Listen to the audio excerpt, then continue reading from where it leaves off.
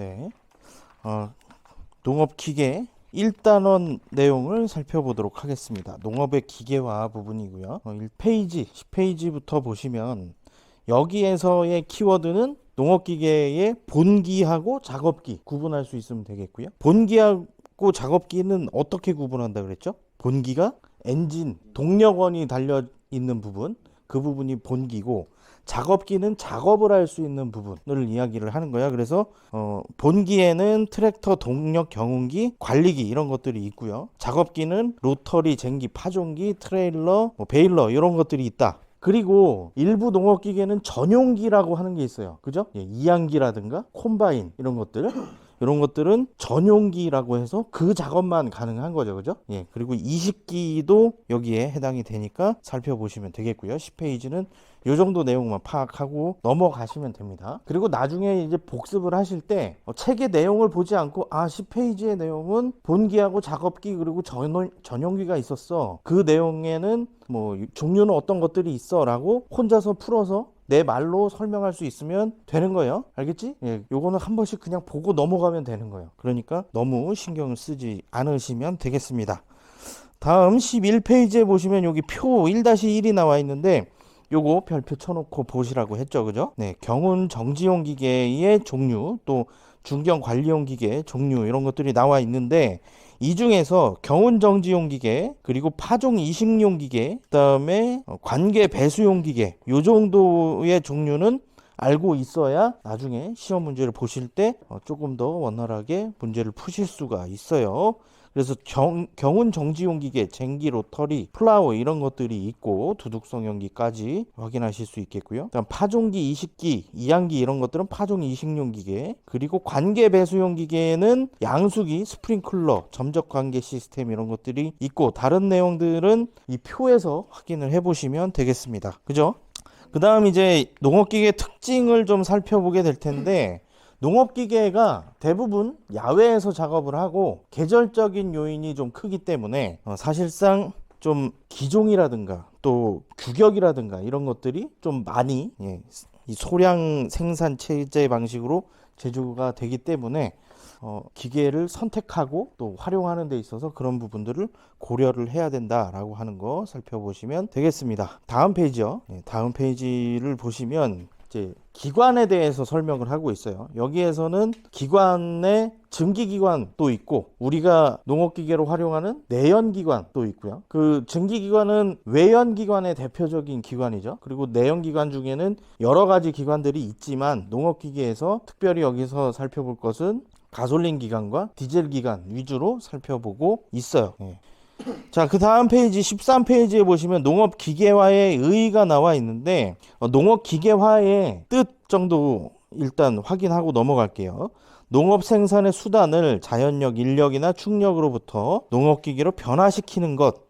그래서 사실 이 농업기계가 우리나라에 보급이 되기 시작한 게 뭐 양수기, 분무기 등도 있고 동력 경운기가 보급되기 시작하면서 우리나라도 농업기계화가 시작이 되었다라고 보시면 되겠고요. 관련한 내용들 좀 살펴보면 될 텐데 지금 이 교과서에서 이야기하고 있는 내용 뒷부분에 있어요. 밑에서부터 한 5번째 줄 정도 보시면 뭐 전문화, 규모화되고 있고 자동화, 무인화, 지능화되고 있다라고 하는 거 살펴보시면 되겠고요.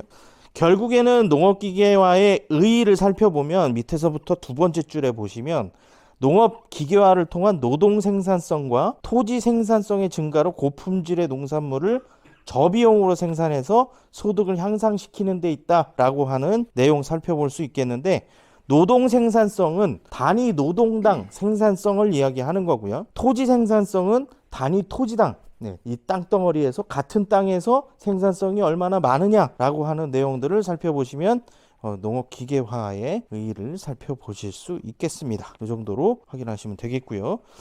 다음 페이지 14페이지부터는 일부 계산 문제가 등장을 하는데 이 계산 문제는 나중에 계산 문제만 모아가지고 다시 한번 리뷰를 해 줄 거고요. 처음에 우리가 그 기출문제 풀어봤던 것들 중에서 이 부담 면적과 관련한 거 다시 한번 좀 풀어보도록 하겠습니다. 교과서 문제 중에 보시면 작업 능률을 C라고 했고요. 10분의 1 입실론 F SW 이렇게 구할 수 있었어요. 그죠? 기억나죠, 요거? 네? 기억나시죠? 네.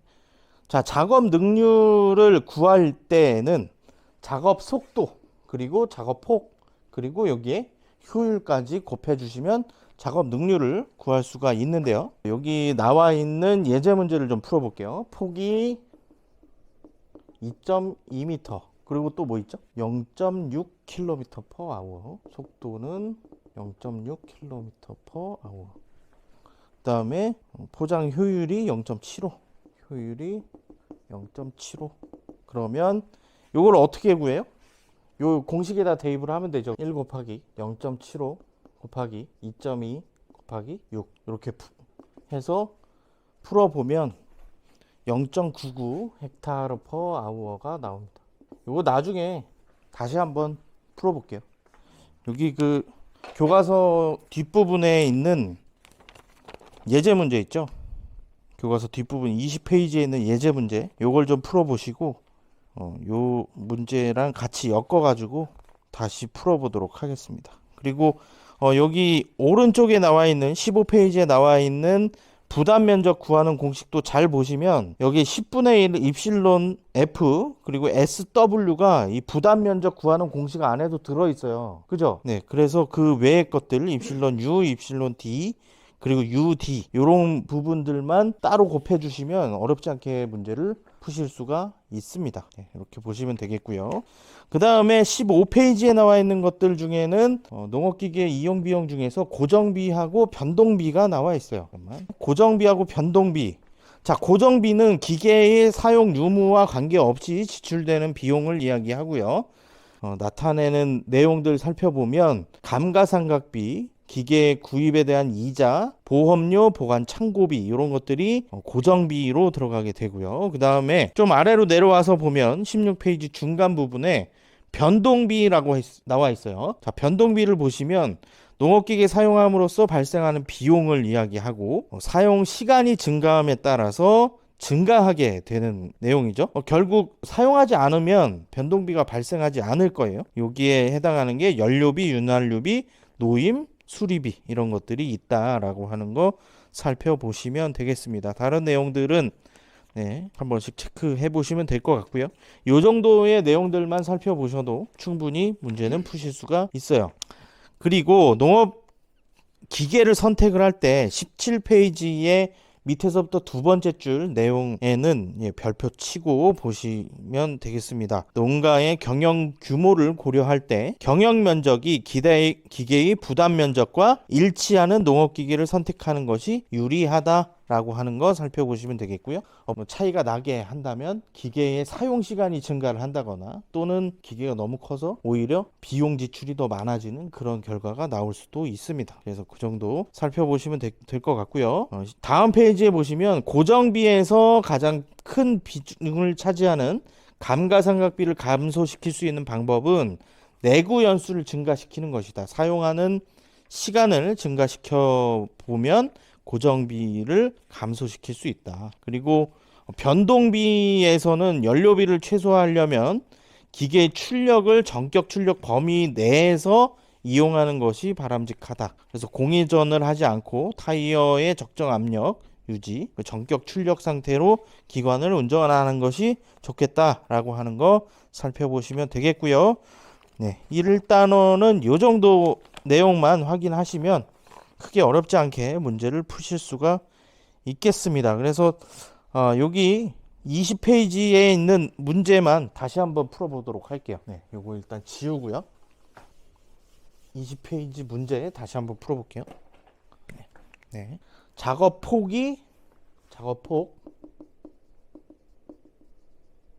150cm죠. 그죠? 그 다음에 4km, 속도는 4km/h. 그 다음에 효율이 80%. 자, 그러면 요거 어떻게 되나요? 어떻게 되죠? 자, C는 10분의 1 곱하기 입실론 F 곱하기 SW 이렇게 되고요. 그죠? 자, 10분의 1 곱하기 효율 어떻게 돼요? 10분의 8. 그죠? 속도는 4km/h. 그 다음에 작업 폭은 1.5m. 그죠? 그렇게 되면 이제 1.5는 다시 10분의 15 이렇게 넣을 수 있죠, 그죠? 네. 요거를 이제 약분을 해보면 3, 2, 그죠? 자, 4, 여기 5, 여기 5 이렇게 되고요, 그죠? 그 다음에 2로 나눠지면 4가 되고 결국에는 25분의 12가 되죠. 자, 요거 어떻게 돼요? 0.48, 그죠? 단위가 어떻게 돼요, 이거? 단위가 헥타르 퍼 아워. 시간당 0.48의 시간을 0.48 헥타르를 경작을 할 수 있다. 이렇게 보시면 되겠어요. 그죠? 이해되죠? 예, 이렇게 살펴보시면 되겠고요. 그 다음에 7번 같은 경우 7번은 요 감가상각비 구하는 건데 내구연수분의 구입가에서 폐기가를 빼면 되죠. 그러면 내구연수가 10이잖아. 10분의 구입가 5천만 원, 폐기가는 1천만 원. 그러면 10분의 5천만 원에서 4천만 원 빼니까 4천만 원 되죠. 그죠? 그러면 요거는 답이 어떻게 돼요? 2번에 400만 원 퍼 년 이렇게 풀 수가 있겠죠. 그죠? 네. 그래서 이 단원 종합 문제가 그렇게 어렵진 않으니까 한 번씩 풀어보시면 될 것 같습니다. 혹시 질문이 있으시면 네, 질문해 주시고 혹시 영상을 보시는 분들은 아래에다가 댓글에다가 남겨주시면 답을 해드릴게요. 이상입니다.